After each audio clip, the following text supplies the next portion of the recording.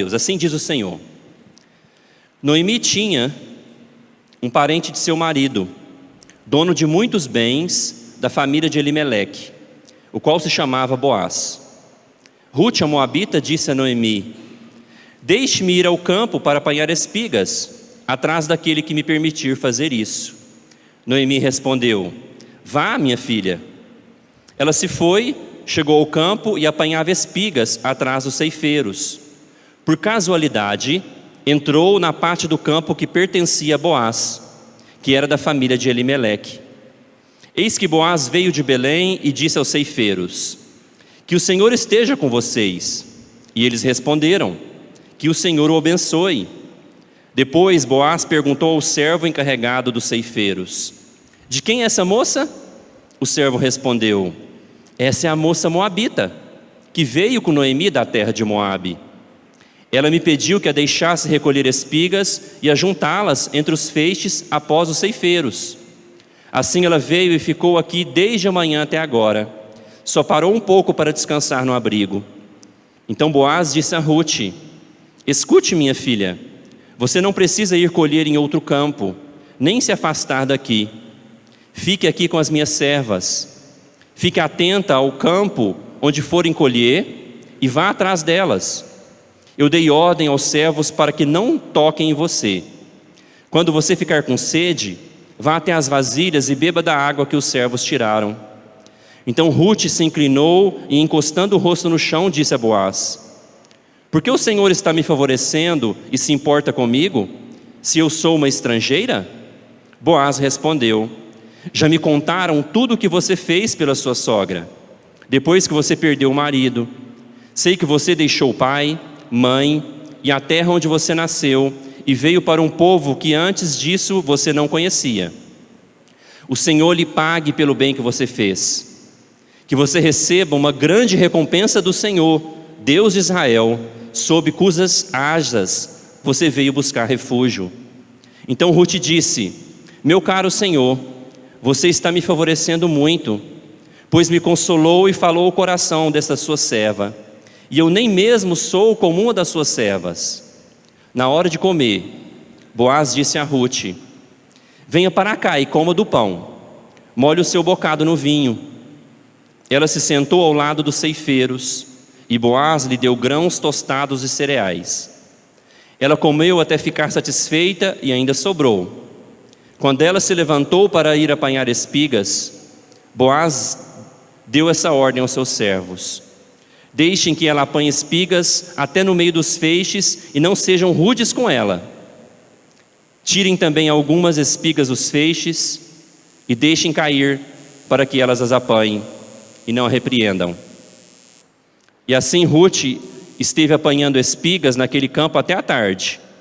Depois debulhou o que havia apanhado e foi quase 20 litros de cevada.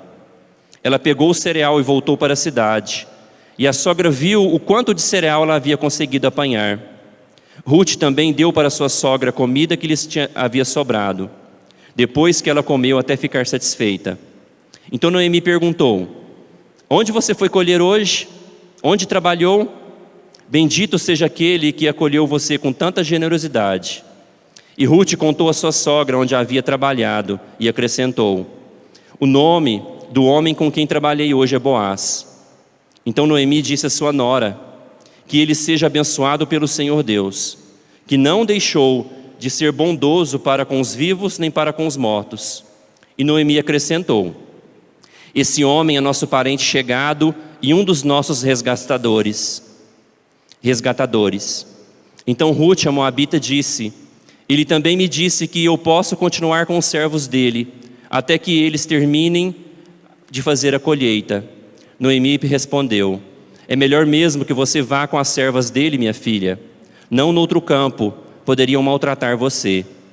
Assim Rute ficou na companhia das servas de Boaz para apanhar espigas, até que a colheita da cevada e do trigo se acabou, e continuou morando com a sua sogra. Amém? Vamos orar? Pedindo para Deus falar conosco.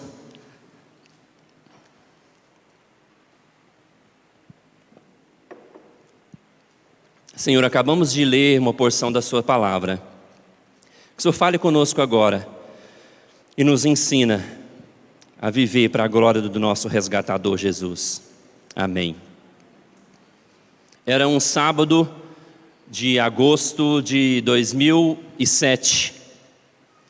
Daí eu estava passando assim, e era numa praça, e eu vi uma morena muito bem arrumada. Ela estava muito bonita. Ela me contou depois que ela estava arrumada porque ela ia num casamento.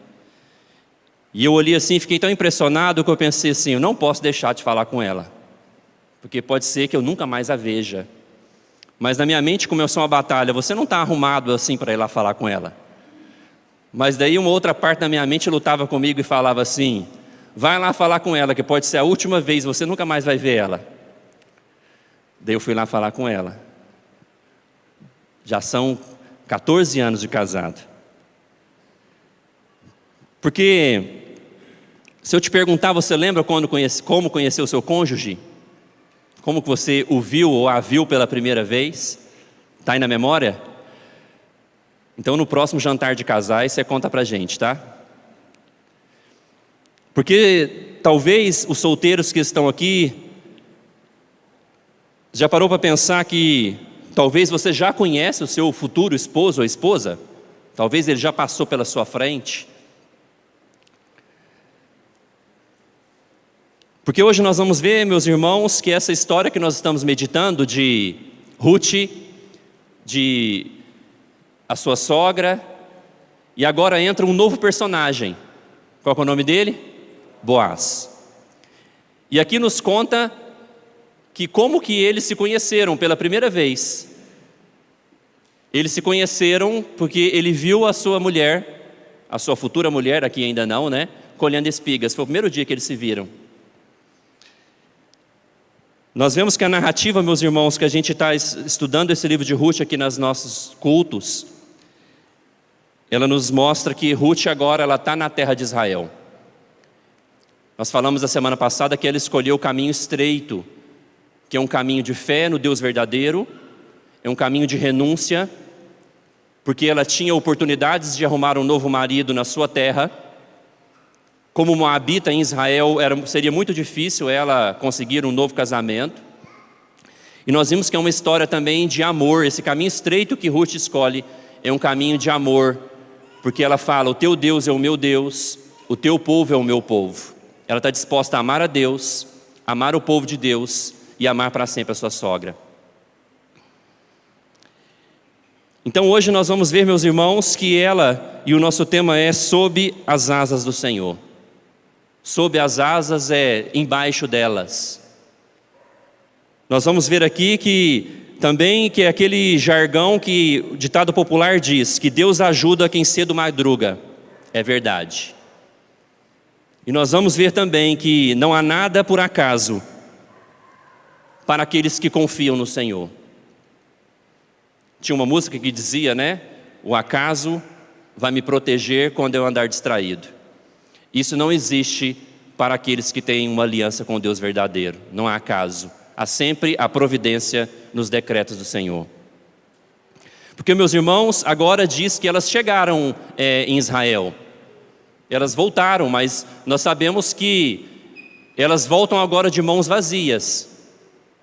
Noemi, ela tinha marido, ela tinha 2 filhos. E não sei se você conhece a história, os homens da família morreram em Moabe. Então ela volta sozinha, mas uma das suas noras, obrigado, resolvem voltar com ela. Ela não estava sozinha. Mas agora elas têm que comer, não é verdade? Elas precisam comer, elas precisam continuar a vida. E naquela época, meus irmãos, havia uma lei levítica, no livro de Levíticos, no capítulo 19, versículo 9 e 10, diz que havia, quando alguém ia colher no seu campo, algumas espigas sempre caem da colheita, não é? Você vai pegar goiaba, você enche ali de goiaba, sempre cai uma goiaba, né? Então a lei dizia, não cate aquilo que caiu da colheita, porque isso era para aqueles que não tinham aonde colher. E também dizia que você não poderia colher dos campos muito longe, muito à beira da estrada, que você tinha que deixar alguns locais de não colher para que as pessoas que não tinham condições pudessem colher. Meus irmãos, era o Bolsa Família de Deus, para que ninguém passasse fome em Israel. Mas o interessante é que o Bolsa Família de Deus, a pessoa tem que trabalhar, porque diz que ela saiu cedinho, e no versículo 7 fala que ela trabalhou o dia inteiro.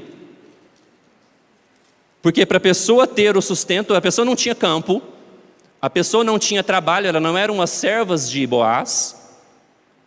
Então, mesmo para a pessoa receber o Bolsa Família de Deus, ela tinha que ir atrás da espiga. Ela tinha que trabalhar o dia inteiro. Esse é o Bolsa Família de Deus. O apóstolo Paulo, ele fala algo parecido, porque em Tessalonicenses diz que algumas pessoas, elas não queriam trabalhar, mas queriam comer às custas da igreja. O apóstolo Paulo fala assim: aquele que não trabalhe, quem também não coma. Veja, meus irmãos, que Deus ele sempre nos incentiva ao trabalho, a ir atrás do nosso sustento.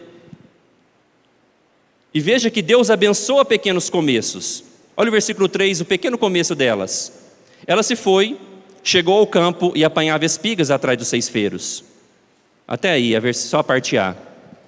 Veja que Deus abençoa pequenos começos da nossa vida, e a gente sempre vê a bondade de Deus em deixar que não falte trabalho para nós, para que não falte alimento na nossa mesa. Você pode perceber isso, a bondade de Deus na sua vida? Você tem um trabalho para sair amanhã para trabalhar, e através desse trabalho você vai trazer pão para sua casa. Então, se você tem consciência que essa é a bondade de Deus na sua vida, por favor, não saia reclamando da segunda-feira. Agradeça a segunda-feira, porque tem gente que não tem o trabalho que você tem amanhã. Nós vemos, irmãos, então que elas vão trabalhar, que Deus abençoa pequenos começos, tanto que no versículo 17 e 18 diz que ela volta com 20 litros de cevada. Diz que ela comeu, sobrou e ainda repartiu com a sua sogra. Veja que Deus abençoa pequenos começos de pessoas que estão a fim de trabalhar, de ir em busca do seu pão. Porque às vezes, meus irmãos, nós vemos pessoas que tiveram grandes condições, como essa família era rica. Eles tiveram condições de sair de Belém, de Israel, e viajar até Moabe. Não eram todas as famílias que tinham condição de fazer isso. Eles tiveram recursos para começar a vida no outro país, mas eles quebraram. E às vezes a gente vê pessoas que quebraram, que pode acontecer com qualquer um de nós, dificuldades financeiras, mas o nosso orgulho não nos deixa voltar aos pequenos começos. Há pouco tempo, um amigo meu, que passando por dificuldades, teve que voltar a morar com a mãe, com mais de 30 anos, e falou assim: Gabriel, me ajuda a arrumar um trabalho. Eu contactei alguns irmãos, nós arrumamos um trabalho para ele. Eu falei: e cara, como é que foi a entrevista? Eles me admitiram, mas eu não vou. Ô irmão, você não queria um trabalho? Gabriel, eu estava acostumado a ganhar 8, 10, 12 mil reais, eles me ofereceram só 2 mil reais. Eu falei: com 2 mil reais, você já sai da casa da sua mãe, você aluga um quarto por 500, começa a pagar as suas coisas, porque nós vemos, irmãos, que nós temos que quebrar o nosso orgulho e não ter vergonha de pequenos começos, não ter vergonha de colher espigas. Eu lembro quando eu cheguei nessa igreja no ano passado, talvez vocês lembram mais ou menos da situação, como é que estava, e Deus me mandou colher espigas, entregar folhetos no bairro, nas caixas de correio, das pessoas que encontrava na rua, evangelizar de porta em porta. Pequenos começos, Deus abençoa. Olha para nós hoje. Está melhor, né? Deus abençoa pequenos começos. Porque as pessoas, às vezes, meus irmãos, estão tão mal acostumadas que elas querem ganhar, mas não querem trabalhar. Nós passamos com dificuldade esses dias para arrumar alguém para capinar o passeio do lado de lá. O seu Dalcino procurando alguém, e as pessoas não querem capinar ali, mas eles querem receber as coisas. Acabei que eu fui lá, capinei esse passeio e está limpinho. Porque, meus irmãos, Ruth está sendo abençoada aqui, porque ela tinha se decidido no caminho de volta. Ela tinha se decidido a seguir a Deus. Ela tinha se decidido a entregar a sua vida para o Deus verdadeiro. E nós sabemos o que acontece com pessoas que se decidem por Deus. Em Romanos 8:28 fala que todas as coisas cooperam para o bem daqueles que amam a Deus e são chamados segundo o seu propósito. Então ela entra num campo agora, que a Bíblia fala aqui, usa um termo casualidade, mas nós sabemos que não foi casualidade.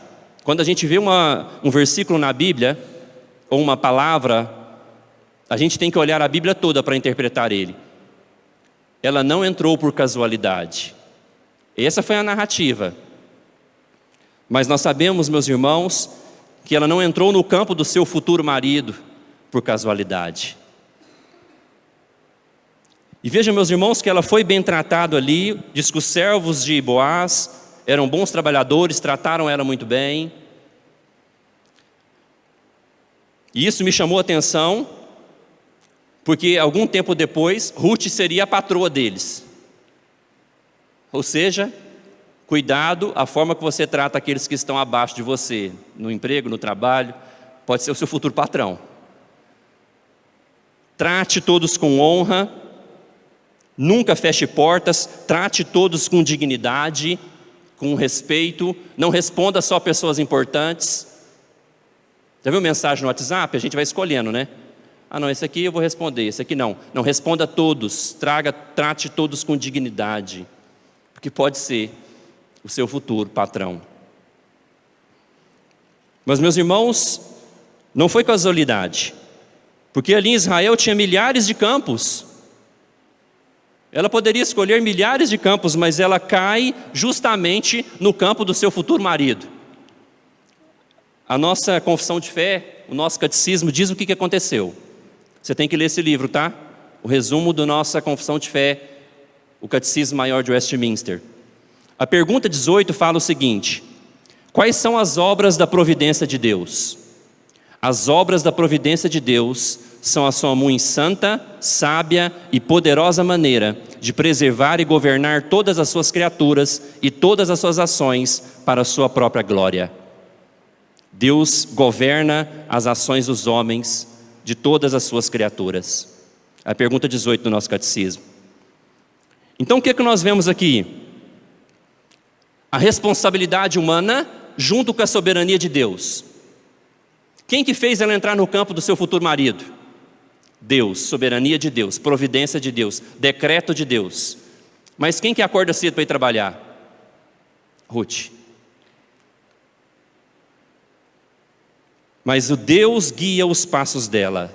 Ou seja, nós saímos de manhã para trabalhar, nós saímos para resolver as nossas coisas, confiando na soberania, nos decretos de Deus, a favor do seu povo, para o bem do seu povo. Mas você tem que sair para trabalhar. Se eu não tivesse parado para conversar com a Sharon, o que seria hoje de mim, gente, sem a Sharon? Eu tive que parar para abordar ela, para conhecer ela. Mas quem fez ela estar na praça de bobeira? Soberania de Deus. Vamos ver então, meus irmãos, algumas características de Boaz. Mas calma, você que já casou, e se o seu esposo estiver tão longe dessas características, calma, que a gente também não é tão bom assim, talvez você também não é uma Ruth. Ore por ele, mande ele para a reunião de oração, a reunião dos homens amanhã. E você que ainda é solteiro, fique esperto aqui nas características, para que você não escolha errado. Boaz diz que ele é generoso, olha o versículo 19. Diz que Noemi fala: bendito seja aquele que acolheu com você com tanta generosidade. Um homem de Deus é um homem generoso, é um homem que reparte o que tem. Ou seja, ele como patrão, ele não é mesquinho. Ele, para abençoar aquela mulher, não é mesquinho, não dá só o que a lei manda, ela catar as espigas que sobravam. Não, ele fala: pega mais. Trazendo para nós um patrão cristão, ele é um patrão generoso, mão aberta. Não é mesquinho. Né? Se a pessoa veio para trabalhar para você diária, se você pode, paga o almoço, paga o Uber para ele ir embora. Seja generoso com as pessoas que trabalham para você. Porque o homem não pode ser avarento.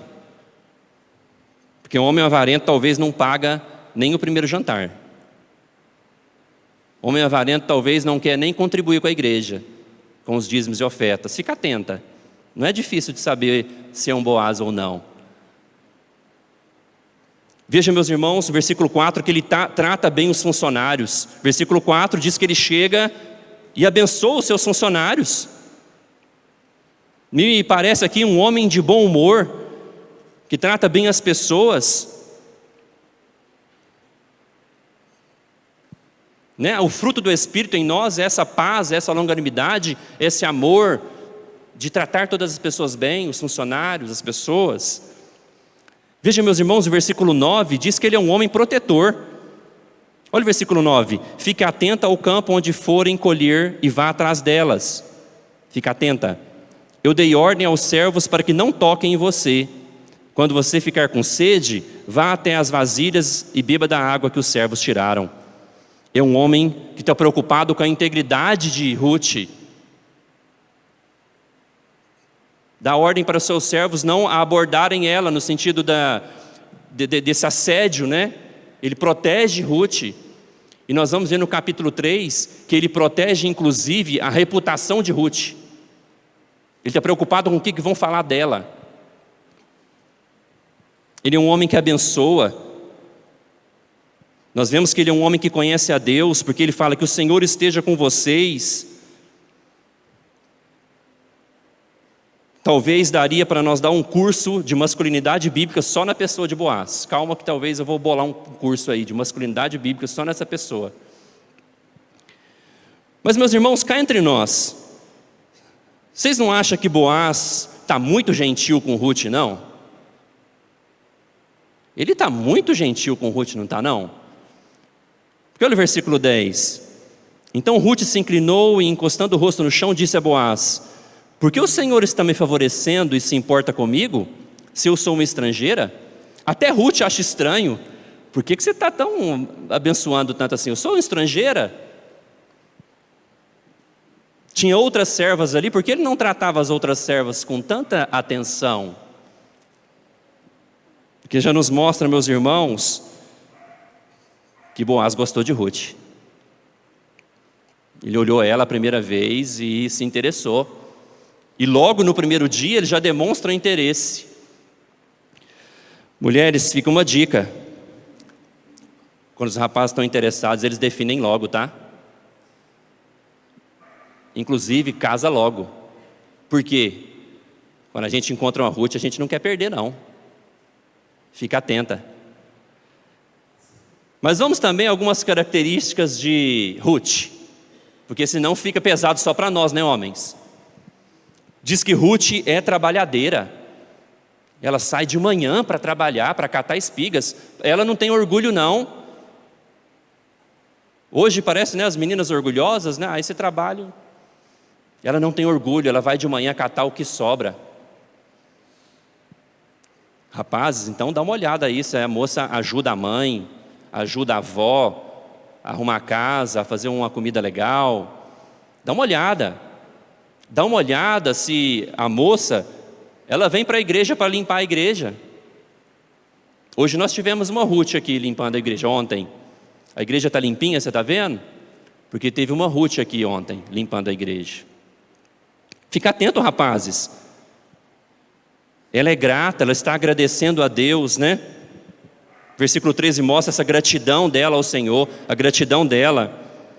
Mas, meus irmãos, a maior característica de Ruth é a sua renúncia. Porque ela abre mão de ter um novo casamento na sua terra, que era muito mais provável. Porque agora, ela crê no Deus verdadeiro. Então vejam, meus irmãos, que ela prefere catar o que resta em Israel do que a fartura de Moabe. A renúncia dela é tão grande que ela prefere pegar o que resta, mas servindo o Deus verdadeiro, do que ter fartura no paganismo de Moabe. Porque você lembra o que era voltar para Moabe? Era voltar a cultuar os deuses pagãos daquela nação. Para nós, é melhor servir a Deus na humildade, na simplicidade da vida, do que ter muita grana, muito dinheiro, muitos títulos longe do Senhor. Meus irmãos, e Noemi? E a sogra, como é que ela está? Porque nós vemos que ela volta, e ela volta, diz que ela estava cheio de amargura, tanto que ela fala assim: não me chamem de Noemi, me chamem de Mara, que significa amarga. Os acontecimentos da vida, e ela inclusive joga na culpa de Deus, lembra? O Senhor me afligiu, mas foram escolhas do marido, escolhas dela, está lá, ela está amarga, mas nós vemos agora que ela começa a reconhecer a bondade de Deus. Tanto que no versículo 20, ela fala: Noemi disse à sua nora, que ele seja abençoado pelo Senhor, que não deixou de ser bondoso nem para com os vivos, nem para com os mortos. Até aí. O versículo termina assim: e Noemi acrescentou: esse homem é nosso parente resgatador e um dos nossos.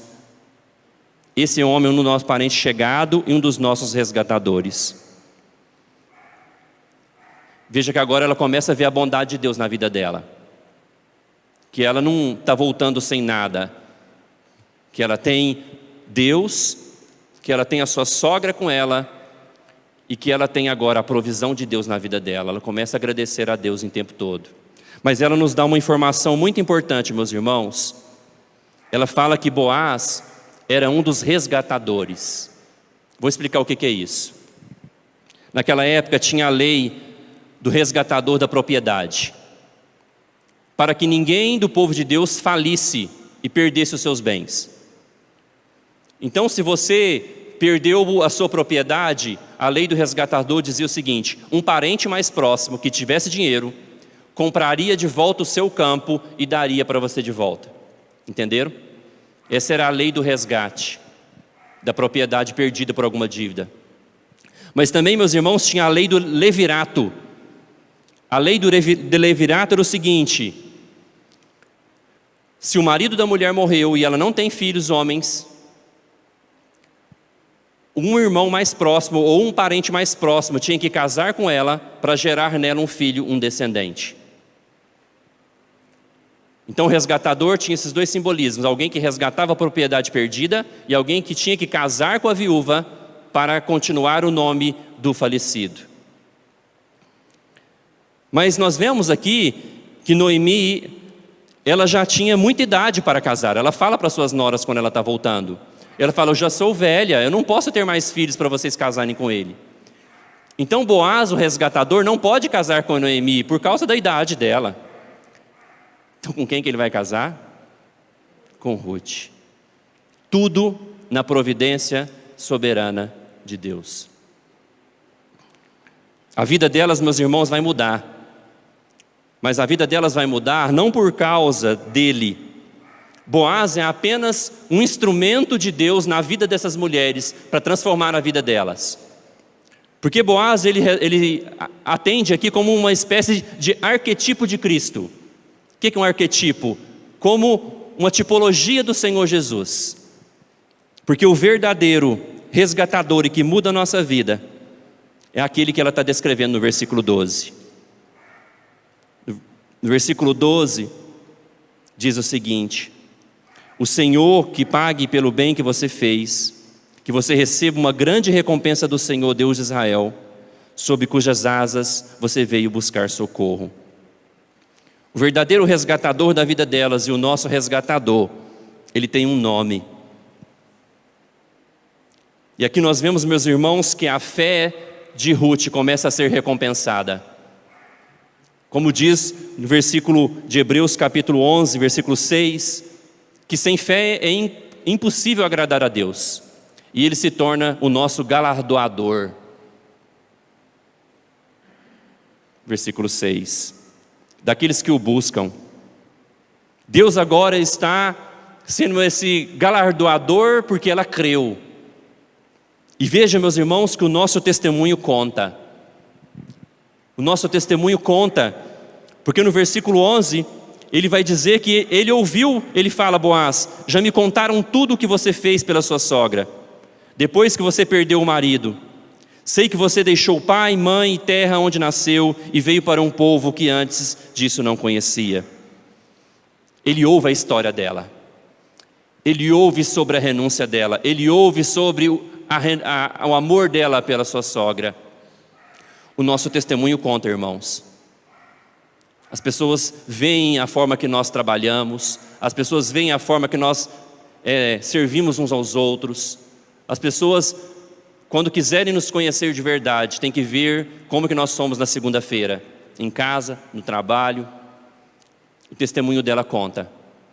E chegou até os ouvidos de Boaz. Porque ela, meus irmãos, deixou toda a expectativa de alegria e segurança em Moabe.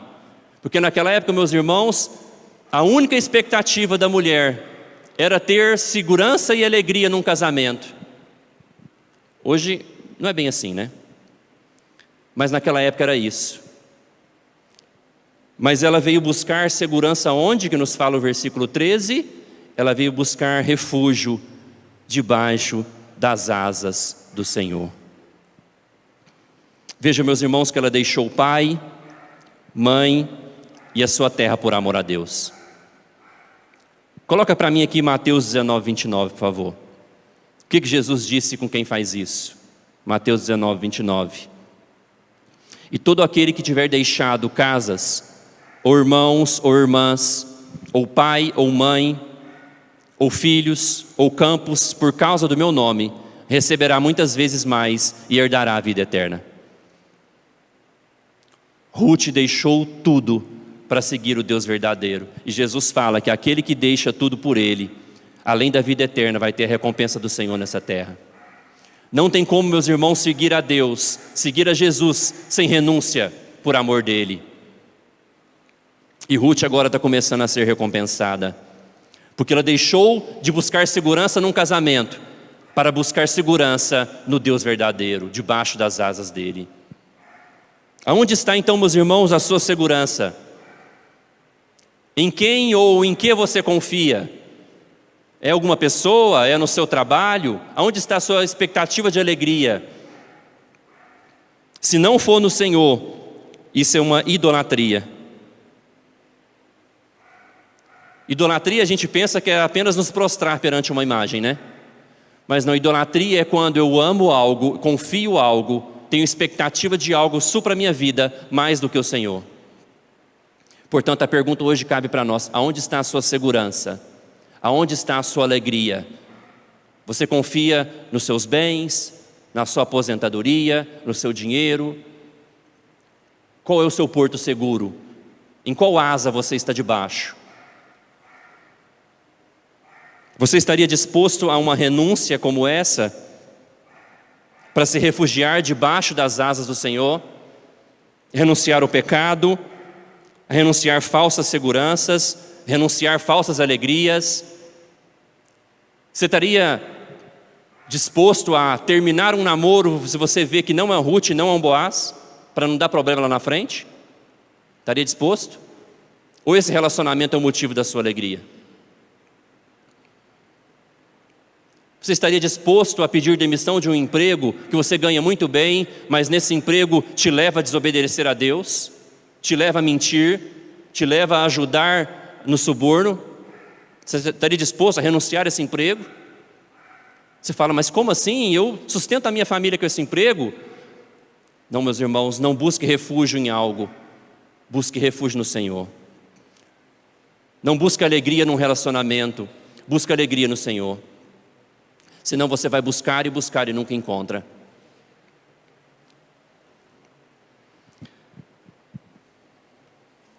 Mas, meus irmãos, quem é o nosso resgatador? Quem que é o dono dessas asas que nós podemos confiar? Quem é o Senhor do Salmo 91, por exemplo? Coloca o Salmo 91 de 1 a 4 para mim, para a gente ler aqui. Porque o Salmo 91 fala que há umas asas para a gente se esconder. Salmo 91 do versículo 1 diz, bem-aventurado, 91.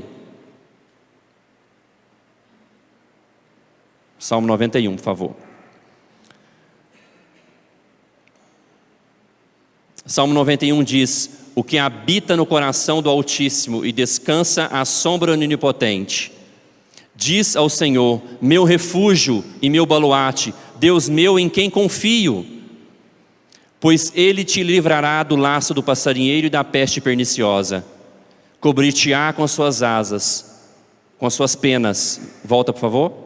Cobrir-te-á com suas penas e sob as suas asas estará seguro. A sua verdade é pavês e escudo. O Senhor do Salmo 91, no qual nós podemos ter segurança, proteção, debaixo das suas penas.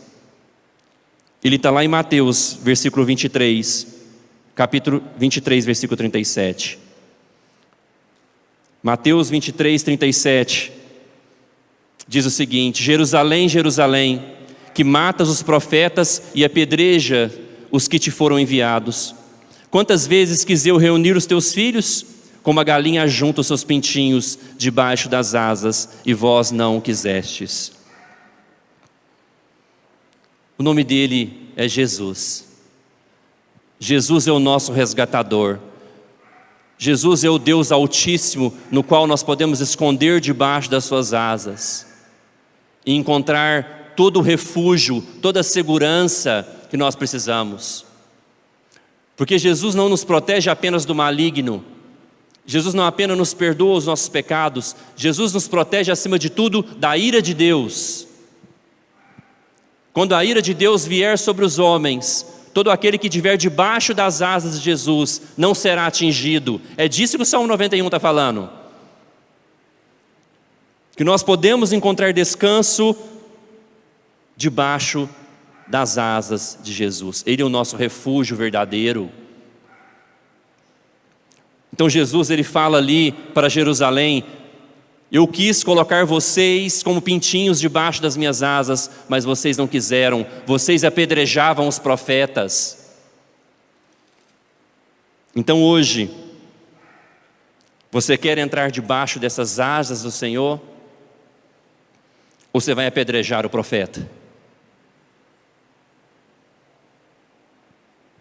Porque o profeta sempre nos chama, o verdadeiro pregador sempre nos chama: abandonem as falsas esperanças desse mundo, abandonem o pecado, abandonem os falsos alegrias desse mundo e busquem no Senhor tudo o que Ele tem para oferecer. Abandone o pecado, abandone aquilo que não agrada a Deus, busque segurança e alegria nele. Há sempre uma escolha para a gente fazer. Ou a gente entra debaixo das asas, ou a gente tem vontade de tacar pedra no profeta. Então Boaz, meus irmãos, o verdadeiro Boaz é Jesus, o nosso resgatador. Ele é o resgatador da igreja, ele é o marido fiel. Jesus é generoso, protetor, abençoador, muito mais do que Boaz. Ele é o perfeito varão.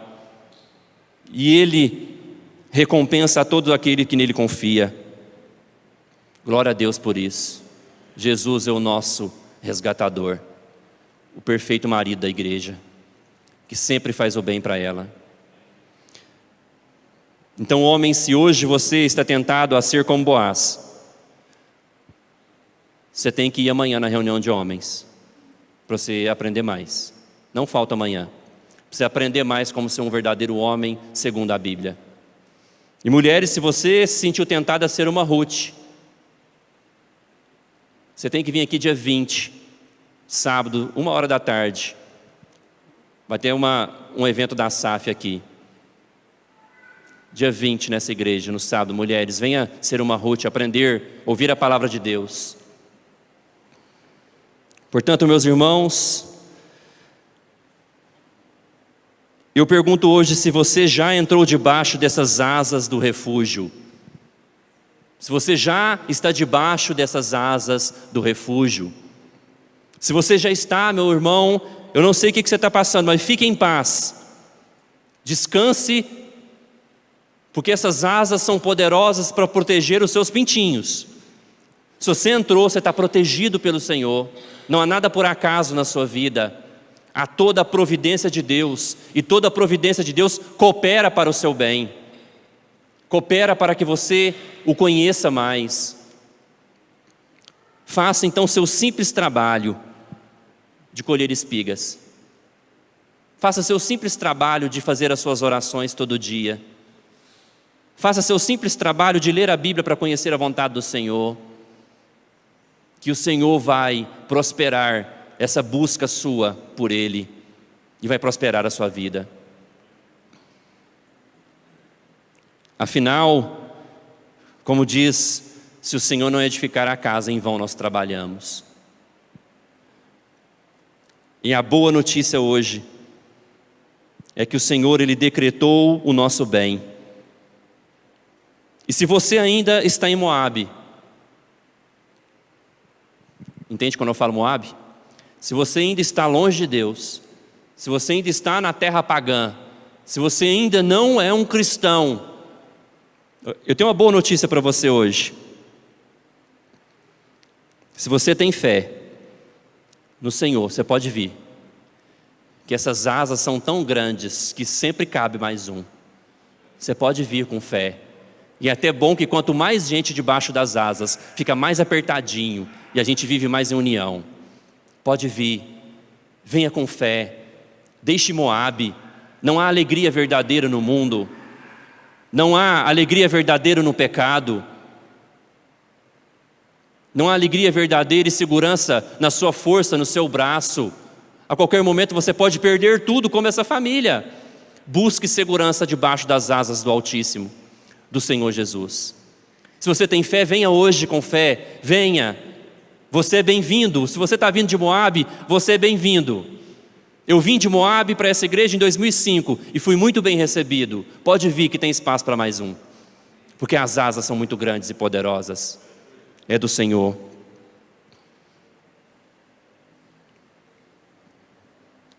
Meus irmãos, essa é a palavra do Senhor para nós hoje.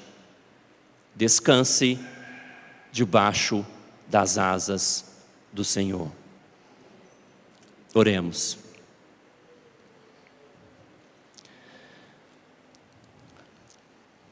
Faça sua oração. Fala, Deus, eu quero entrar debaixo das suas asas.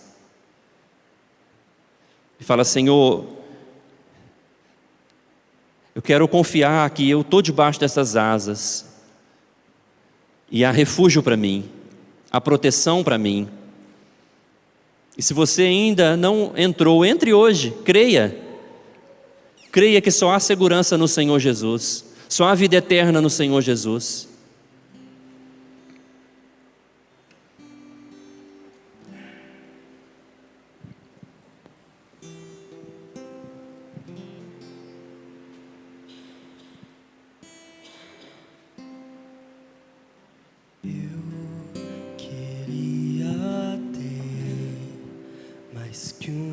Voz mais que um amor e uma vida pra te oferecer,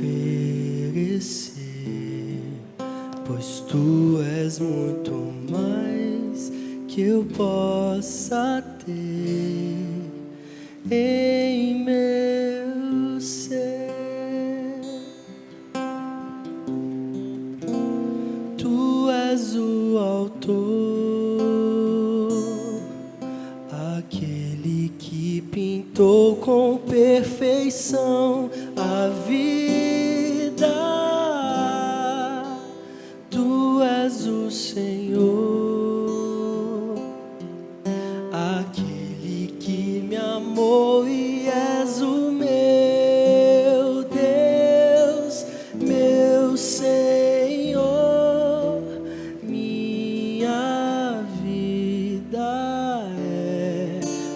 Teu louvor, meu Deus, meu Senhor, minha vida é pra teu louvor.